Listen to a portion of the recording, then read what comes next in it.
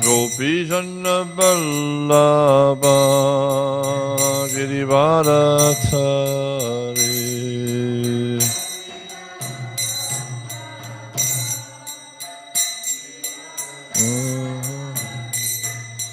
Gopijana Vallabha Girivarathari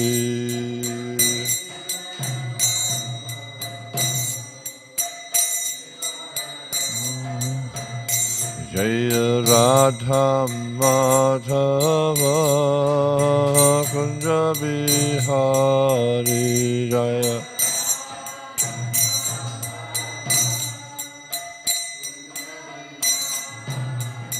Jaya Radha Madhava Kunja Bihari Jaya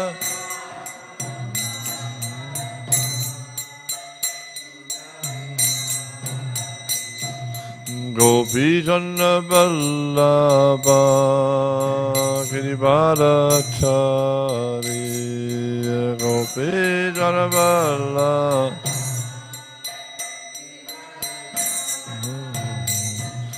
Gopijana Vallabha Girivarathari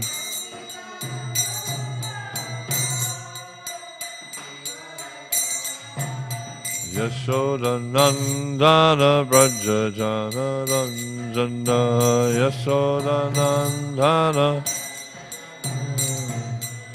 Yashoda Nandana Braja Jana Ranjana Yashoda Yamuna Tira Vanachari Yamuna Yamuna Tira Vanachari Yamuna Tira Jaya Radha Madhava Kunja Bihari Jaya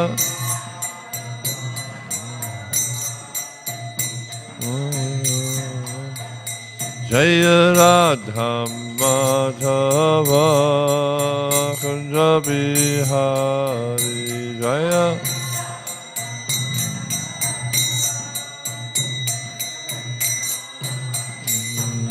Gopijana Vallabha Girivarathari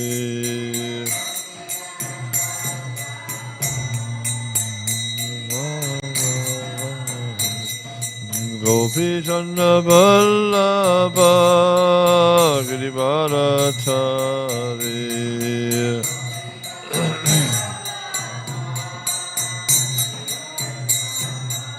Yashoda Nandana Braja Jana Ranjana Yashoda Yashoda Nandana Braja Jana Ranjana Yashoda Yamuna Tira Vanachari Yamuna Tira Yamuna Tira Vanachari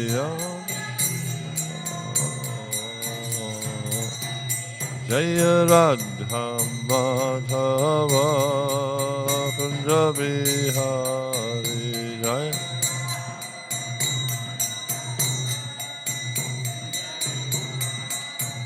Jaya Radha Madhava Kunja Bihari Jaya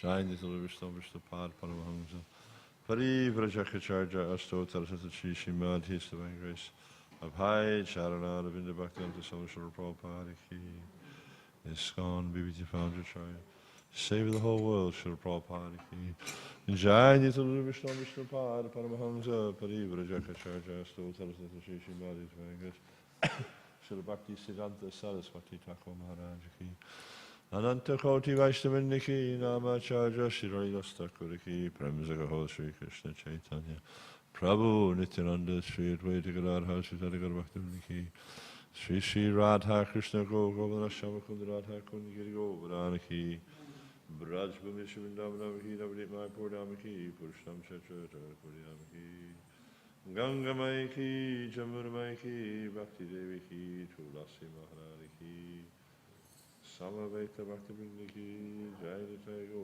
Premanandi all glories and glories, all glories and glories, all glories and glories, all glories and glories, all glories to Sri Guru and Sri Ganga, all glories to Prabhupada.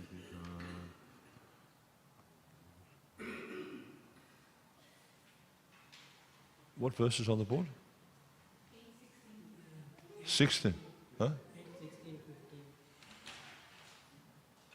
16, 15, okay. Different verse from what I was thinking it would be. They did 2 verses yesterday, huh? Om Namo Bhagavate Vasudevaya. Om Namo Bhagavate Vasudevaya. Om Namo Bhagavate Vasudevaya. Tasmad Isha Bhajantya Me. Tasmad Isha Bhajantya Me. Tasmadisha Bhajantyame Shreyash Chintaya Suvrata Shreyash Chintaya Suvrata Shreyash Chintaya Suvrata Tasmadisha Bhajantyame Shreyash Chintaya Suvrata Hrita Shriyo Hrita Stanam Hrita Shriyo Hrita Stanam Hrita Shriyo Hrita Stanam Sapatnai Pahi Na Prabhu Sapatnai Pahi Satna Prabhu Sapatnai Pahimana Prabhu Rita Shriyo Ritastanam Sapatnai Pahina Prabhu Tasmad Isha Bhajantyame Shreyas Chintaya Suvrata Rita Shriyo Ritastanam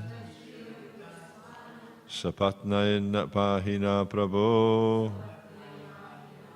Tasmadisha Bhajantyame Shreyas Chintaya Suvrata Hritasriyo Hritastanam Sapatnai Pahina Prabhu.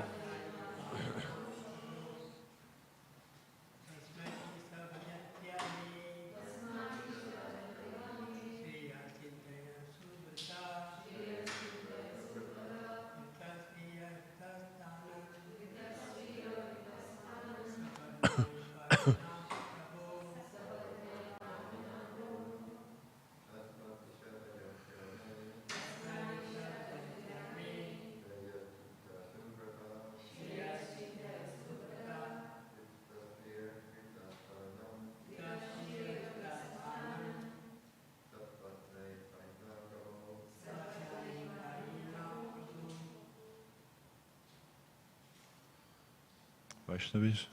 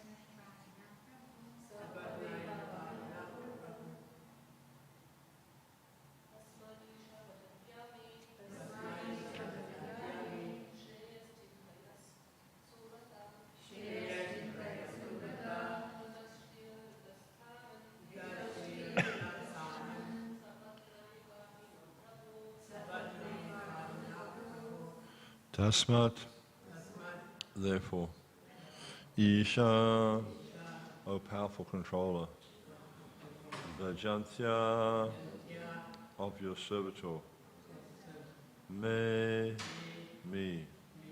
Shreya, auspicious, Chintaya, just consider, Suvrata, O most gentle one, Krita Shriya, bereft of all opulence,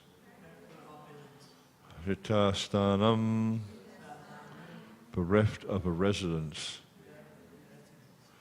Sapatnai, by the competitors, Pahi, please protect, Na, us, Prabhu, O my Lord.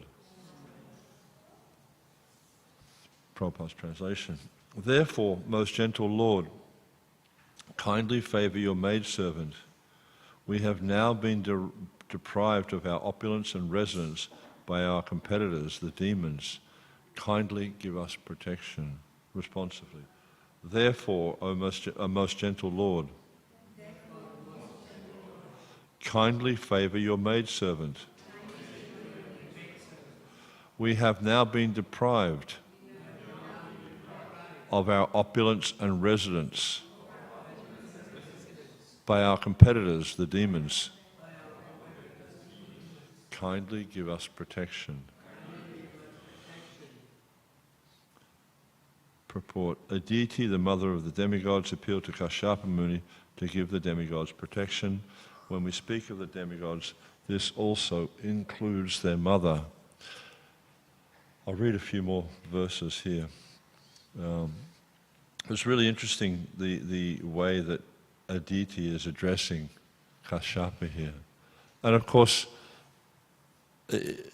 she's very much driven by the culture that they're living in. We'll see in the previous verses, she's referring to Kashyapa, I think it's in the 2 verses prior to this, where she refers to Kashyapa as Bhagavan. In verse 13, she says, Ko nu me Bhagavan Kamo. And she's referring to her husband as Bhagavan, or Lord, or Great Lord. And we see this as common, even though we understand that Bhagavan, strictly speaking, or literally speaking, means the possessor of all opulences, as defined by Parashara Muni. He's possessing all strength, all wealth, all fame, all beauty, all knowledge, all renunciation.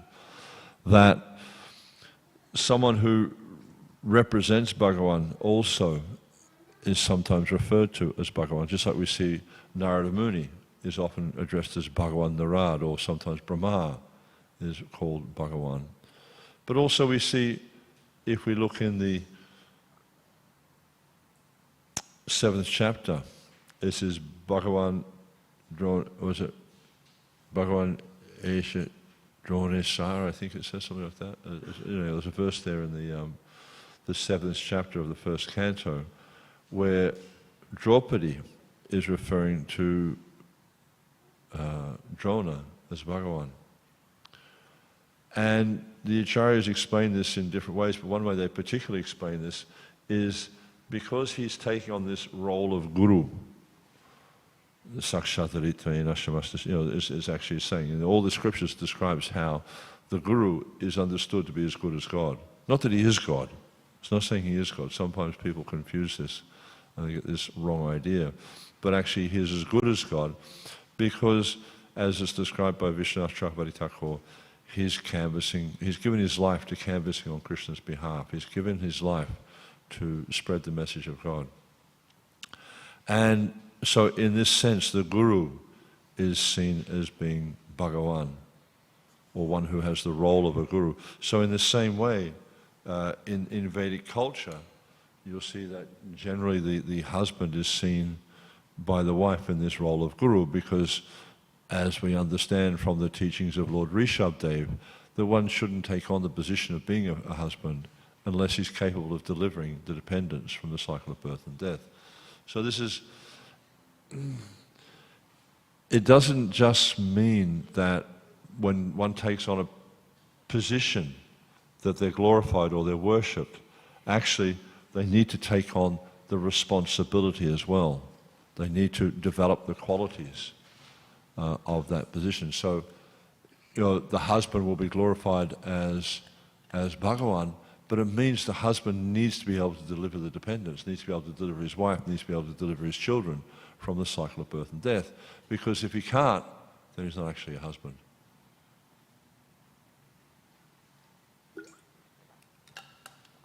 Because the duty of the husband is to deliver the dependents. The duty of anyone who's in the position of leadership or authority is to deliver the dependents. And therefore we see that Rishabh Dev says that one should not become a guru, one should not become a father, a husband, a mother, a worshipful demigod, a leader, unless you're capable of delivering the dependents from the cycle of birth and death. So this is quite a common thing we see in society, is that people take on these positions, but they have no capacity to deliver their dependents. So we understand that they're just, basically engaged in sense gratification. They're not actually taking the duty of the human form of life, or the responsibility of the human form of life properly. And we see that mostly people in their life, they just, Prabhupada would often refer to this human society as polished cat and dog society. They're just engaged in the same eating, sleeping, mating, defending, but just doing it in a polished way. Instead of eating off the ground, they eat off a nice plate, sit at a table and chair and knife and fork and things like that. Same thing, exactly the same thing, but they just do it in a fancy way. Sleeping, instead of sleeping on the ground, they sleep in a fancy bed. Mating, instead of just mating on the street like dogs and cats, they'll do it, in their fancy bed, in their nice home. And defending, instead of tooth and nail defending, they use fancy weapons. But it's the same thing. And as pointed out, there's an interesting book called the Hitopadesh. And it mentions there in this book that the activities of eating, sleeping, mating, defending are common to both men and animals. But it says, Dhamma hina pashubhi samana, Dhammo hi adhiko vishesho. That the special quality, this vishesha, means like a special quality. The special quality of a human being is dharma. And if the human being doesn't practice dharma, then dhammena hina pashubhi samana. Samana, they're the same. The pashu is an animal. So it means that if we don't practice dharma, if we don't actually dedicate our lives to serving the Supreme Personality of Godhead, then we're no better than an animal. And this is pointed out, in books like the Hitopadesh, also in the Bhagavatam. Rishabh Dev is making this point that Dayam deho deha bhajam ninoke kastan kaman ahate vidbhujam de tapo dibyam putraka yena satvam shudyad brahma sokyam tvanantam. That the human form of life, it's not meant to perform to live like hogs and dogs that eat. So it was this nayam deho deha bhajan rino kastan karman ahate vidbhujamye. This vidbhujamye means dogs and hogs which eat stool. So we're not meant to live like these dogs and hogs which eat stool, because and it's explained there by Prabhupada. What's the difference? Because dogs, hogs, they engage in eating, sleeping, mating, defending. Human beings also engage in eating, sleeping, mating, defending. So what's the difference? Tapo dibyam putraka yena shatvam shudyad yashmad brahma sokyam tvanantam. They're meant to engage in austerity. Because without austerity, we cannot develop, we cannot grow, we cannot advance. You see, anyone, they want to achieve something in life, they have to perform austerities. If someone wants a good job, what do? They have to go to university, perform austerities for 3, 4, 5 years. If they want to become a doctor, they go to university, then they have to go to medical school for 5 years. Anything like that, you have to perform austerities. We see with a sports star, is they practice. I remember when I was young, I used to do competitive swimming. So every day we'd have to go to the swimming pool and swim a mile. just to build strength in our arms and our breathing and stuff like that. So you perform austerities, and in this way you become strong. And of course we see in this day and age, everyone wants to get the goal, to achieve the goal without performing any austerity, but they never achieve. It's like, you see like with a Mridanga player. Someone wants to learn how to play Mridanga. They just have to go through the routine, every day, practice. Tene kita, just for hours and hours and hours and hours. They just stick at one beat, at one speed, and it builds strength.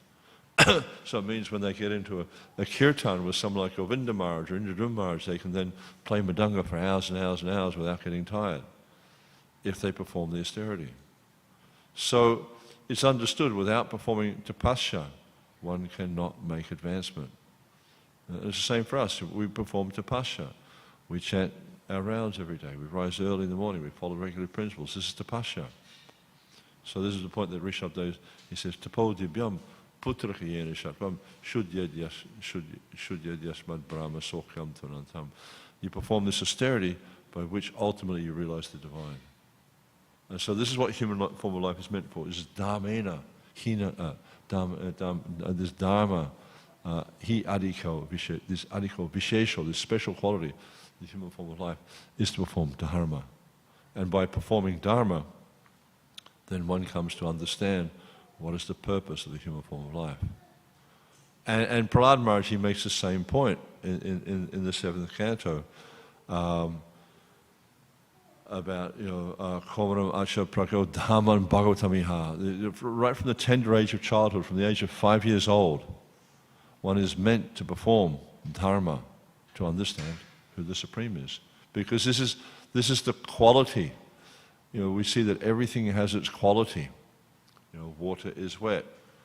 Like a flame gives off heat, gives off light. Everything has its quality, or its lakshana, its symptoms by which you can understand what it is. So the symptom of being a human, or the quality of being a human being, is to perform dharma. And this is a very, very important point here. And as I was saying before about this idea of addressing Drona as Bhagavan, because he's engaged in glorifying the Supreme Person, Kashyapa as Bhagavan, because he's engaged in glorifying the Supreme Personality of God. And we'll see that this will unfold as we go through the subsequent verses, how he instructs a deity in the process of devotional service. Because he explained, this is the honor, because she's dissatisfied, she's really disturbed. Because and it's really interesting because her sister's children have become dominant. It's not like they're just some random kind of enemy. It's her sister's children. And this, I'll read a few verses, we'll see how Kashyapa, he reflects on this, and he thinks it's quite amazing. Hare vivashitas saham magna vyasana sagare aishvrayam shri yashastanam hritani prabalairi mama. The demons, our formidable, powerful enemies, have taken away our opulence, our beauty, our fame, and even our residence. Indeed, we have now been exiled, and we are drowning in an ocean of trouble. And it's quite amazing. She's thinking, they've taken away our opulence, our beauty, our fame, and even our residence. And she's so distraught because she's losing all her material facilities. Yatatani punasadho prapadyeran mamatmaja tatavidehi kalyanam diya kalyana kritama. O best of sages, best of all those who grant auspicious benedictions, please consider our situation and bestow upon my sons the benedictions by which they can regain what they have lost. So she's kind of, buttering her husband up, basically, saying, best of all those who, oh, best of sages, best of those, all those who grant benedictions. She wants a benediction, and then she says what the benediction is. Please restore my sons to their position as the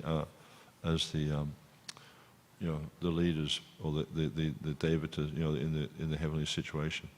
Because it's quite normal actually for a mother when their children are in difficult situations, the mother is in so much anxiety, constant anxiety. And when the children are going well, then the mother is very happy.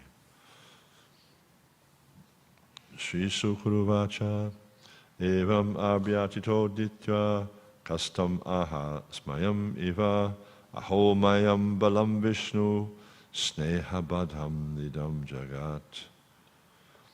This word sneha is very interesting. Yeah? It's not in this verse here. It's sneham. Sneha means oil. Yeah? But here it's being used as affection.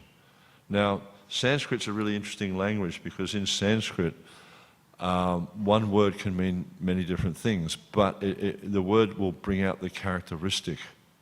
So, Prabhupada describes this in one place. So, what's the nature of oil or water? Say, for instance, I pour some here on this table. What will happen? Huh? It'll flow down to here. Then it'll flow across to here. Then it'll drip down on the floor. So it always goes down to the lowest point. Always finds the lowest level. So affection is like that. Affection always goes down to the youngest child. So this is why it's compared to be like oil, because it always goes down. And so she's using this word affection here because of affection, because you're affectionate to your children, especially to your younger children, you should take some action here. But it's difficult for Kashyapa because he's I can't remember how many daughters of Daksha he married, but he's married quite a few daughters, and in particular, he's married Diti and Aditi, who are sisters. But there's rivalry between these two, which is not unusual. And we see that Diti, this story previously about Diti, how she approached Kashyapa at an inauspicious time, just in the evening, just when it was about to become dark. And this is the time when the Bhutas are moving around, and especially the Lord of the Bhutas, Bhutanath. Bhutanath, interesting word, means Lord of the dull-headed. So he's very merciful, and he's giving his mercy to people who aren't very intelligent. Because intelligent people will naturally serve Krishna. They'll just naturally take, because anyone reads the Bhagavad Gita who's got intelligence, they'll understand, yes, this is the absolute truth. And we see this sometimes. People will get a copy of the Bhagavad Gita and they read the Bhagavad Gita and they just, wow, this is amazing. This is what I've been looking for. And so, Diti was, excuse me, Diti was coercing Kashyapa to engage in sex life with her in the evening at a very inauspicious time. And as a result, we see that two great demons were born. Anyone know those demons? Who they were? Hiranyaksha and Hiranyakashipu. Yeah, these very, very powerful. Actually, Adi-Daitya they were called, the original demons, the most powerful demons. But we see that there was always this enmity between the two of them, between Aditi and Diti. And therefore, now that her sister's children have become prominent, she's thinking, oh, the enemy. She's not thinking my nephews, she's thinking the enemy, because of this enmity between the two sisters. And there's lots of interesting stories in the scriptures about, was it Shakuntala and I can't remember the names, but like one cast the other one down into a well, and the king came and saved her, and then also Vinita and Kadru. Again, they were sisters, and one was the mother of the snakes, and one was the mother. I think Vinita was the mother of Garuda. So there's always this enmity there, And at one point, Kadru had imprisoned. They made some arrangement. It was actually she was cheating, but Kadru somehow Vinita became her servant, became her slave basically, And so there's quite often this tension is there, and we see as a result, because they're not ordinary people, they're very, very powerful people, and they're able to give birth to the leaders of the universe, or leaders of the creation. So here we're saying, this verse 18, Sukadeva Goswami continued, when Kashyapa Muni was thus requested by Aditi, he smiled slightly. He's kind of, okay, I know what's going on here. Alas, he said, how powerful is the illusory energy of Lord Vishnu, by which the entire world is bound by affection for children. So he's kind of getting it. It's like you're thinking because they've been born from your womb, there's this bodily connection there. You're thinking that these are my children, and therefore I have to act in a way to protect my children. But actually, as we see, there's that interesting description in where is it? I've forgotten the names, but there's that is it Chitraketu, where the child was born in the kingdom, and the other queens were envious because they were childless, and the child was called Harsha-shoka, and then they became envious, so they poisoned the child, and the child died, and then the queen was lamenting when the king found out. He threw himself on the ground, he's beating his head against the ground, he's, oh, my child, my child, my child, lamenting. And the whole kingdom went into lamentation. And then Narad Muni came there and he said, what's going on here? And he found out what's going on. And then by his mystic power, he brought the child back to life. And the child started to preach Krishna conscious philosophy to the king. And then they actually realized how foolish it was to be... there's an interesting story about this. I don't know, have you ever heard the story of Sargal Singh? A really interesting story. This is Washerman, right? And he had a donkey called Sargal Singh. And his whole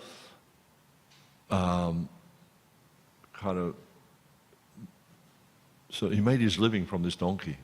And the donkey used to work really, really hard. Washermen, you've seen in Vrindavan, sometimes they pile the donkey up with such a big load that actually the legs are sort of bowing. There's so much weight put on the donkeys. And at the end of the day, all they do is they give the donkey a bit of grass. And the donkey's happy. So this washerman had a donkey, and he was very attached to his donkey Sargal Singh. And then I remember one time we were traveling in Europe with Indra Swami, and we'd gone to Hungary, and we spent some time, they did a tour there in Hungary, and Krishna Chaitanya Prabhu was a very expert actor. He did this whole play about Sargal Singh. It was really funny. But anyhow, so what happened was this washerman's donkey, Sargal Singh, he died. And he started to lament because his whole livelihood was dependent upon this donkey. Without the donkey, he couldn't make his living. So he started to cry and, carry on like that, And then some of his friends, they came to him and said, why are you so upset? Well, what are you lamenting about? He says, haven't you heard? Sargal Singh has died. How am I going to carry on my life without Sargal Singh? And so they started to lament. And then it had this like domino effect, and you see all these people, they came into contact with these people lamenting, and they said, you haven't heard? Sargal Singh, the great Sargal Singh has died. It's kind of like the Chinese whispers, things get really blown out of proportion. And at one point, one of the ministers from the king was traveling through this area, and he saw everyone lamenting. He's saying, what's going on here? Why are you all lamenting? And they say, haven't you heard? The great Sargal Singh, he has died. And the minister says, oh my God, that's so terrible. And he also starts lamenting. He goes back to the kingdom, back to the king. And then the king sees him lamenting. He says, what's going on here? He says, my majesty, the great Sargal Singh, he has died. The king says, who's Sargal Singh? And then so he sends his minister back to the kingdom, to the place, and the minister asks, who's Sargal Singh? He finds the washerman, and he says, He says to the washerman, "Who's Sargal Singh?" He says, "Oh, Sargal Singh, he was my dear donkey. He served me for so many years, and I'm very distressed that he's departed." So we see how people get caught up in lamentation for the most useless of things. Like, my glasses break and I start to cry over it or something, some of the silly things. So the point here is that Kashyapa is seeing how his wife, Aditi, is absorbed in lamentation for that which is temporary. And Krishna makes the same point to Arjuna in the Bhagavad Gita, that a wise man laments neither for the living nor the dead. Why? Because he understands it's all temporary. This whole material manifestation is temporary. It comes, it remains for some time, it grows, it produces byproducts, it dwindles and vanishes. That's the whole situation in the material world. Why lament for something you know is going to perish? The thing we should really be lamenting for is our lack of God consciousness. And we should be working to try to change that situation. And so he's quite, he smiles slightly, thinking, he's understanding what's going on, how she's completely bewildered by affection for her children. And this is leading her to want to bring calamity towards the children of her sister. And we see this is what's happening in the material world. In order to further my position in the material world, in order to get a better position myself in the material world, I'm willing to bring calamity, I'm willing to bring distress to others. This is the nature of people in the material world. This is how the material nature affects us, is I'm willing to do whatever is necessary. And sometimes it's quite abominable activities we see in order to establish myself, to increase my sense gratification. I'm willing to do anything. So as devotees of the Lord, we should be mindful, we should be aware of how the material nature affects us, how the material nature, where the material nature resides. This mode of passion, it affects the mind, it affects the senses. And when we become influenced by modes of passion and ignorance, we act in so many abominable ways. Just like I was coming back from the city yesterday, and just a real reflection on how people are so covered by the modes of material nature, especially passion and ignorance in these cities, very much passion and ignorance. There was young, I mean like teenage, boy and girl. My wife and I were sitting on the seat, teenage boy and girl in front of us. And then there was some rowdies down the back, they had their boom box and we saw them at the bus stop behaving like really animalistic. Really, their behavior was just like really low class, twerking and all that. So I don't know if you know what twerking is, but I'm not going to explain it, but it's pretty gross. Then they're on the tram, the rowdies are down the back, and there's, at one point, there's three of them, I think there's about 5 or 6 of them all up. One girl and 2 guys came up, and the girl started to kind of try to intimidate these 2 young people there. And she said, "I saw you looking at me. Why are you looking at me like that?" It's like just looking at somebody, It's like I'm sitting here in class, I'm trying to look at everyone and make eye contact with everyone, and then someone says to me, "Why are you looking at me?" They want to punch me in the face or something because I looked at them. What kind of culture do we live in? Where you just look at somebody and they want to punch you in the face. It's just, it's a really, really strange, things that motivate people in this world. There's a short purport here. Kashyapa Muni was surely sympathetic to his wife's affliction, yet he was surprised at how the whole world is influenced by affection. And this affection is based on the material body. It's not based on thinking, I'm a servant of Krishna, they're a servant of Krishna, therefore there's natural affection there. No, it's based on the material body. Because we see, just like you look at any war that's going on in the world, right? It's like one man thinks that this person is my countryman, therefore I have affection. They don't even know them. They could be the most low-grade, abominable person, but because they're my countryman, I have affection. Therefore, let's fight this other country. Let's attack. So it's just all based on the body. It's useless. Because all it does is it perpetuates our situation in this material world, our attachment to our body. It deepens our attachment to the body. It won't help us to understand who I am. As long as we have a affection for this body, we'll never understand who we are. And ultimately we'll never understand who the Supreme Personality of Godhead is because of this bodily affection. And this is why we see Kashyapa, he's slightly smiling, because a deity is bewildered by bodily affection. And he's thinking to himself, this is, it's quite amazing how everyone in the material world is affected by this bodily affection. And it's just external. But if we're going to have any affection, we should have affection for the self, and how the self is an eternal servant of Krishna. And we're all eternal servants of Krishna. And at that level, we have affection. And that way we don't discriminate, because this one's my countryman, or this one's my family member, this one's not. We don't discriminate because we see all living entities as part and parcel of the Supreme Personality of Godhead. And not just human beings. It means all living entities. Animals, plants, trees, whatever. We see all living entities as part and parcel of Krishna. And so this is the point that Kashyapa is indicating here. Any questions at all?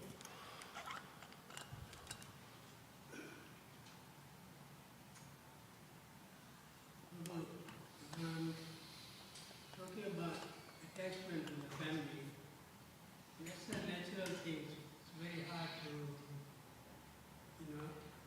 detach. Yeah. It's also our duty to bring up the children, so we have to be attached. We can't neglect them. So, Shastra is detached from the family. Detached from what? From the family members. Yeah. So, how can we can be Krishna conscious and also attached to the family also? Yeah, but the attachment, as I was saying here, the attachment we see that a deity is manifesting is based on the body.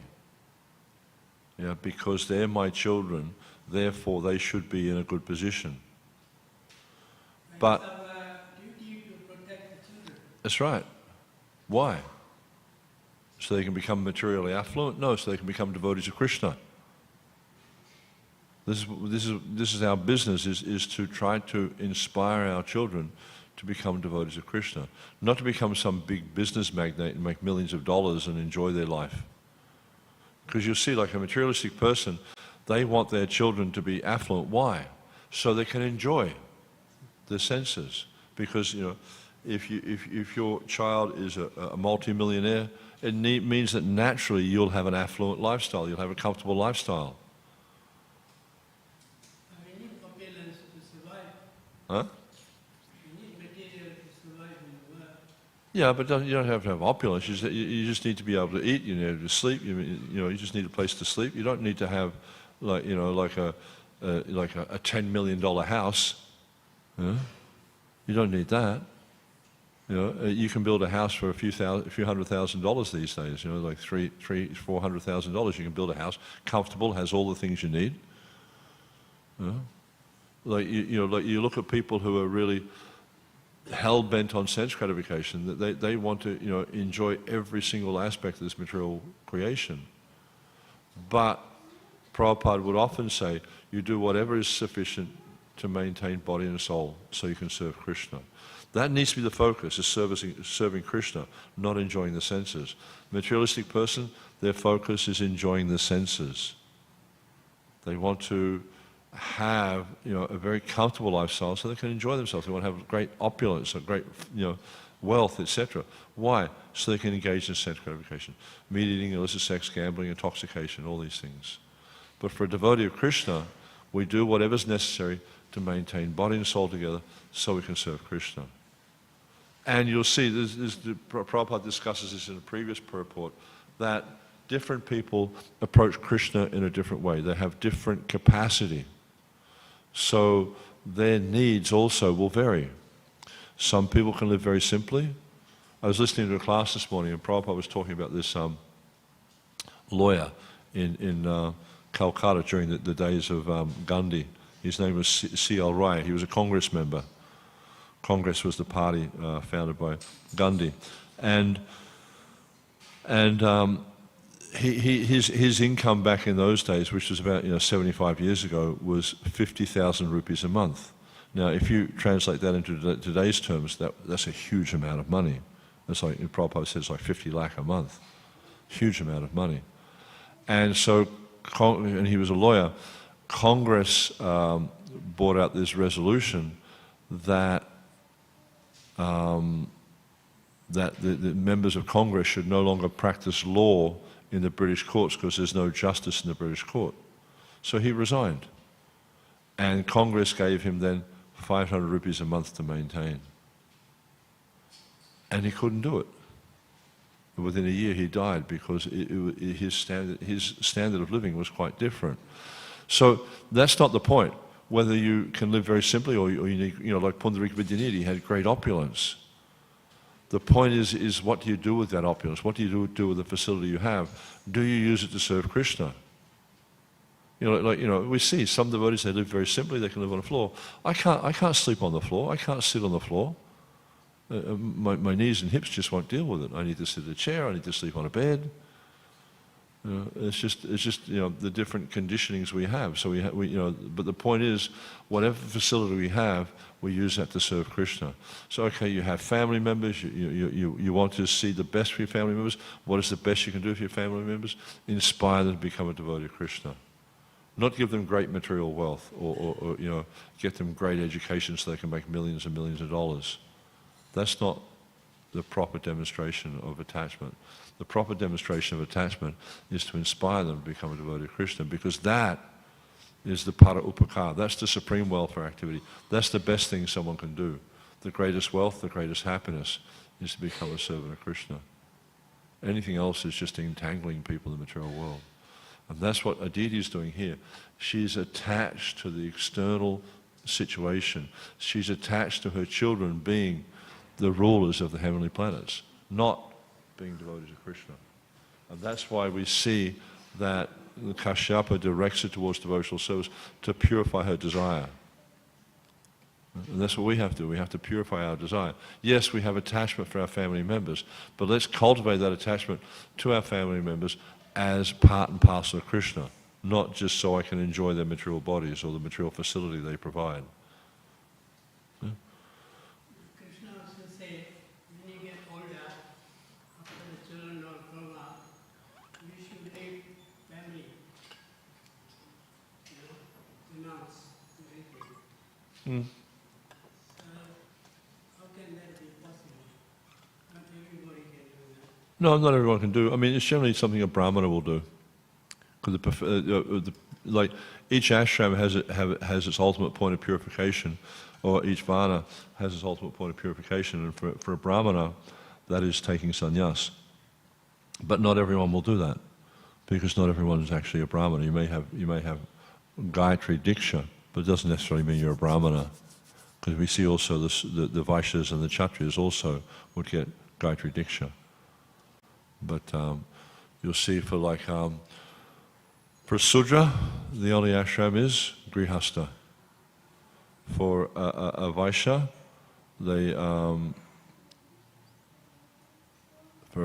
it's Brahmachari and Grihastha.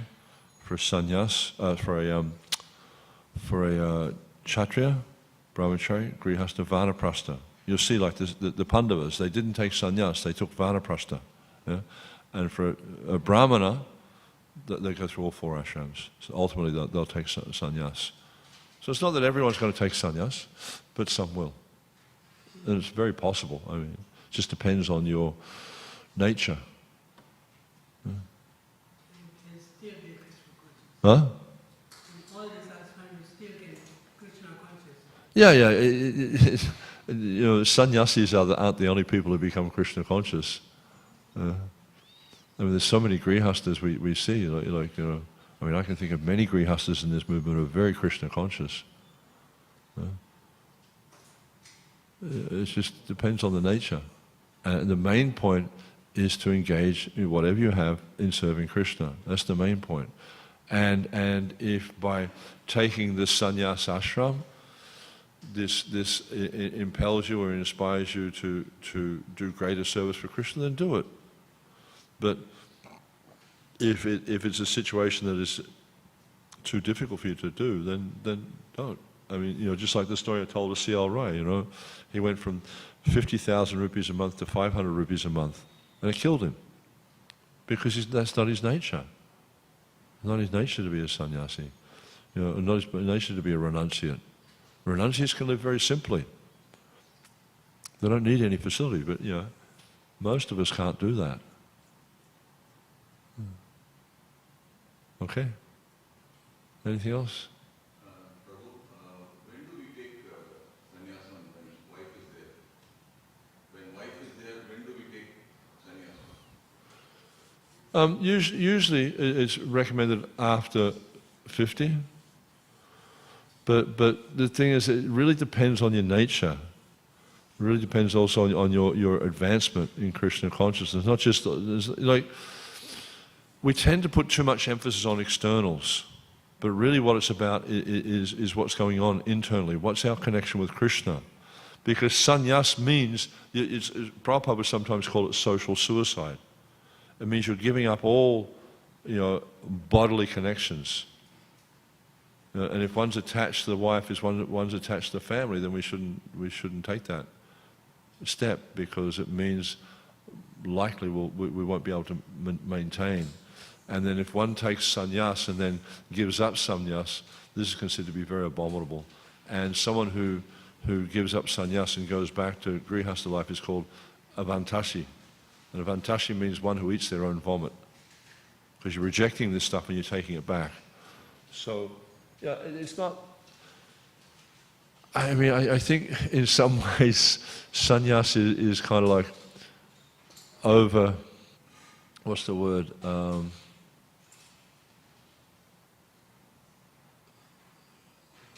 Sometimes you find, especially immature devotees, they tend to idolize the concept of being a sannyasi or like desire this concept. Why? Because I remember there's a song the Gurukul kids used to sing. I want to be a sannyasi, then I get all the mahar and the milk sweets first. Because there's some material facility that comes along with that ashram. Therefore, rather than thinking of it as a means of serving Krishna, they think of it in terms of material facilities that come.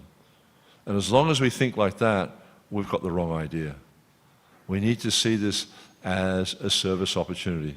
This is going to help me increase my service to Krishna. If it's going to help you increase your service to Krishna, it's a good thing. If it's not, then don't worry about it. It's not meant for you. So, yeah. When we follow the principles of dharma, we don't get that reciprocation from people close by. Sorry? When we follow the principles of dharma, you get it? When we follow the Yeah. real life and so on. We don't get the reciprocation from our close ones. It hurts. But it really depends on who those close ones are, because dharma is the duty of a human being. Animals don't follow dharma. As I was saying, Hita Pradesh, it says there's dharma adhiko hi vishesho. This dharma is that special quality of having a human form of life. And if we don't follow dharma, dharmena hina pashubhi samana. We're no better than an animal. So if people don't, like if your dear ones, when you're trying to practice dharma, when you're trying to practice Krishna consciousness, if they don't appreciate that you're trying to practice dharma, then I'd say you have some work to do to try to bring them to the point of understanding how important Krishna consciousness is. And that's the problem of modern society. Modern society has no concept of dharma or the need for dharma, and therefore it's just an animal society. And we see that. If you look at what's going on in this world, just like I was talking about that interaction I had on the tram, not I had, but I saw on the tram yesterday, they're just living like dogs. Because, like someone comes into a dog's territory, what does the dog do? They start to bark and they bare their teeth and they growl. They want to fight. That's animal life, not human life. Human life is meant for dharma. Dharma means understanding who you are, what's your relationship, understanding who God is and what's your relationship with God, what's your duty to God. That's dharma. So unfortunately, because of the influence of material nature, because of our attachment to trying to enjoy material nature, we don't understand what is our duty. Our duty is to understand who I am. You know, and this is the very first statement in the Vedanta Sutra, Atato Brahma Jigyasa. Now you have the human form of life, you have to understand your nature. You have to understand the nature of this material world and also the nature of the Supreme. This is our duty. But most people don't understand what is their duty. They think their duty is to enjoy as much as possible, to get as much facility as they can, and to increase or improve their situation for eating, sleeping, mating, defending, which is common to both men and animals. And if that's all you do, you know better than an animal. So somehow or other, we have to figure out how to inspire people. And it has to come from inspiration. It has to come from their heart. It can't be just us wagging the finger at them, telling them, you have to be a devotee of Krishna. It doesn't work. Somehow or other, we have to touch their hearts so that they feel inspired to want to be a devotee of Krishna. And that's what this preaching mission is about, is touching people's hearts so they're willing to give up their quest for material enjoyment and take to the path of Krishna consciousness. So it's a challenge, because people are deeply attached to the material nature, deeply. It's very hard for them to give it up. But, you know, this is the mission of Sri Chaitanya Mahaprabhu, is to spread Krishna consciousness far and wide, because he sees how people are suffering in this world and he wants to give them the highest welfare activity, this para upakar. Yeah. Hopefully that's helpful. Anything else? How can we be attached at the same time be detached? Of course. But the thing is, like, what are you attached to? But you're attached to their body, or you're attached to them being devotees of Krishna? If they're attached to their bodies, you're an illusion. Because the whole idea is like, I'm attached to this body. Why? Because, you know, you have an attractive wife, I'm attached to her body. Why? Because I see her or her body as my vehicle of enjoyment. That's illusion. It's not the vehicle of enjoyment. You know, everyone, as it says in the Chaitanya Charitamrita, that Jivera Surapahoy Krishnera Nitidas. The position of every living entity is to serve Krishna. So if you're thinking of someone's body is there for your enjoyment, you're an illusion, because it's not yours to enjoy. Every living entity is there for Krishna. The material nature is there for Krishna because it's his nature that comes from him. So if you're attached to someone's body, that's illusion. But if you're attached to serving, you know, to cultivating a relationship with a devotee of Krishna, that's the proper perspective. And so we have to cultivate detachment from matter and become attached to spirit, understanding that it's all part and parcel of Krishna. You have to see the connection. As long as Krishna's in the center, it's fine. But if it's you in the center and how I'm going to enjoy this material world, I've got a problem. So if the family is not Krishna conscious, then it should be detached. But it depends what you mean by detached. It means you reject them? No. Somehow or other try to inspire them to become a servant of Krishna, to understand who they are. Because most people have no idea who they are. They think they're the body. They think they're all these external things, you know, man, woman, doctor, lawyer, whatever. So somehow or other, you know, like true attachment, true compassion means helping them to understand that they're servants of Krishna. That's true compassion. But it's not always easy. Especially like when you're dealing with parents, you know, because parents think, well, you're just a child, what do you know? They'll always think like that, even when you're 60 years old.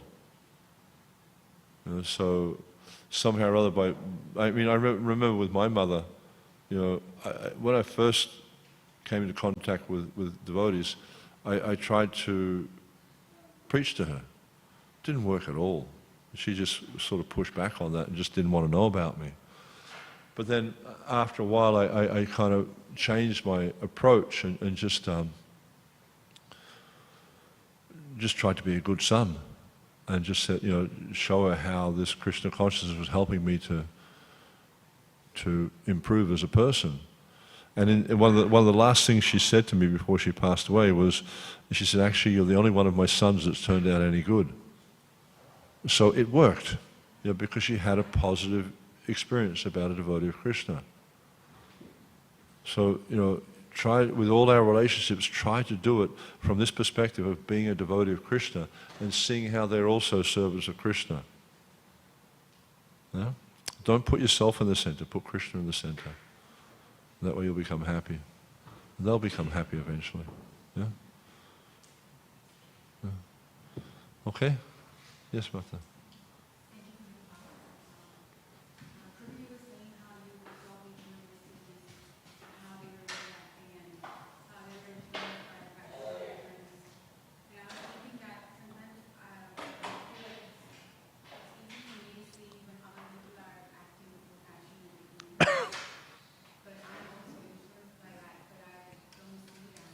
Okay. Okay.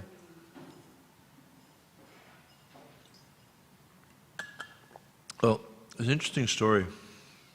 Srila Prabhupada was in Mayapur and he was on a morning walk. And one of the things Srila Prabhupada would do when he went on walks, he was managing, and he would see things and he'd make comments. So this morning he was on a morning walk and he went around, you've been to Mayapur? You know where the Samadhi is? And there's that road that goes around, the ring road around the Samadhi. So on the Ganga side, the Samadhi wasn't there, but on the Ganga side, there was a row of cottages there, near the boundary wall. There was a row of workers' toilets there.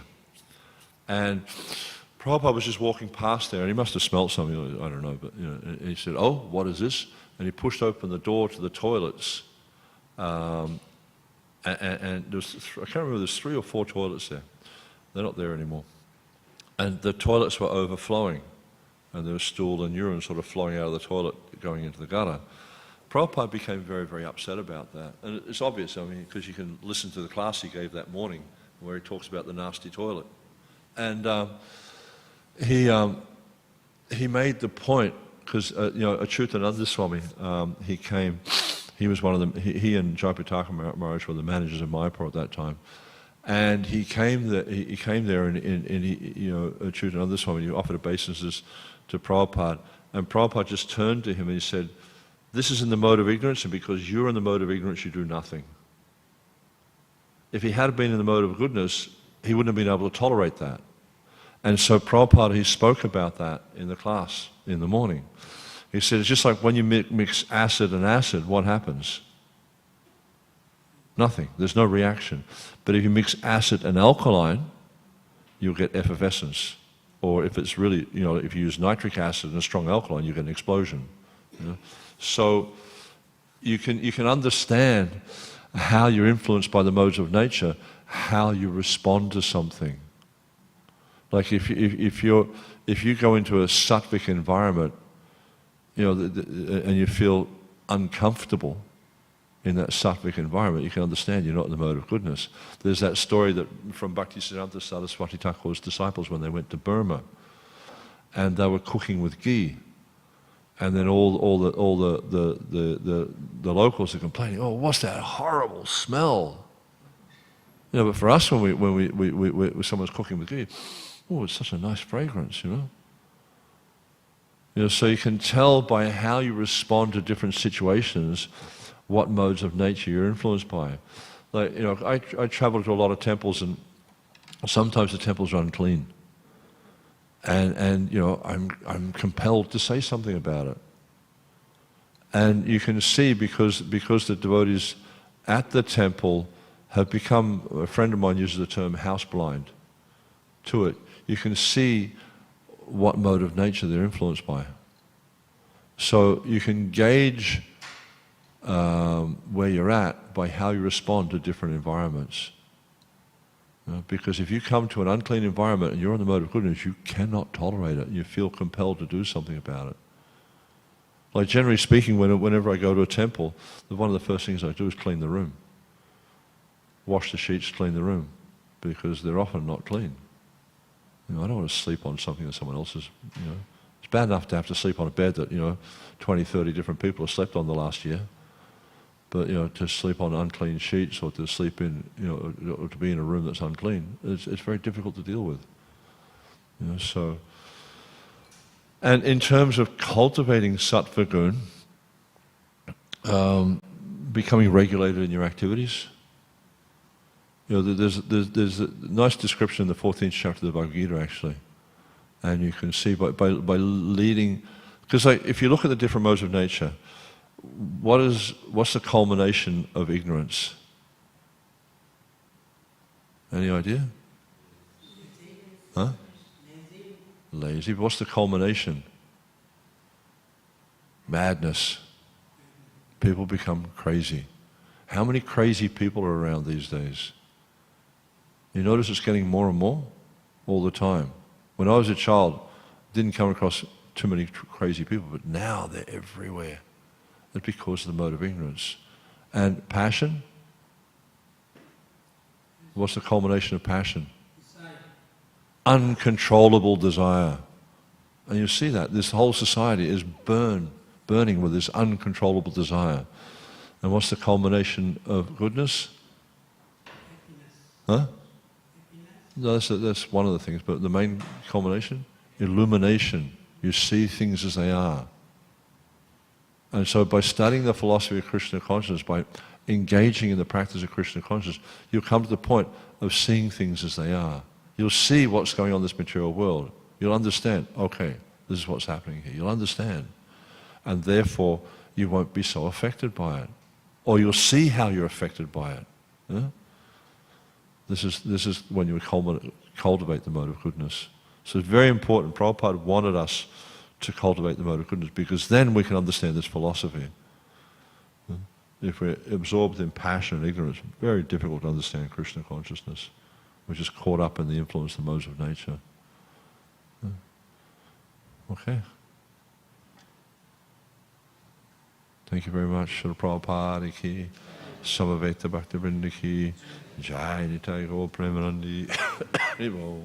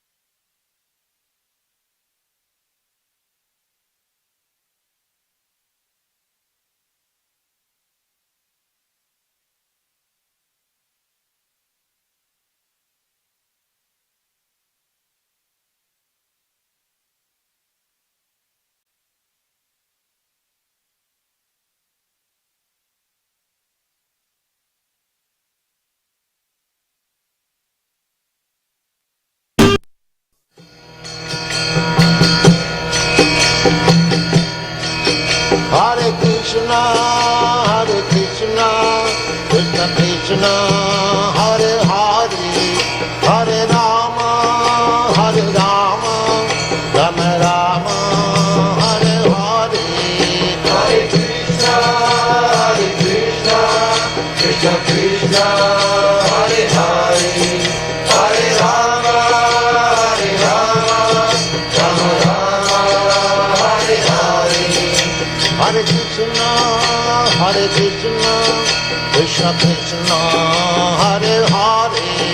Hare Rama, Rama Rama, Hare Hare. Hare Krishna, Krishna Krishna.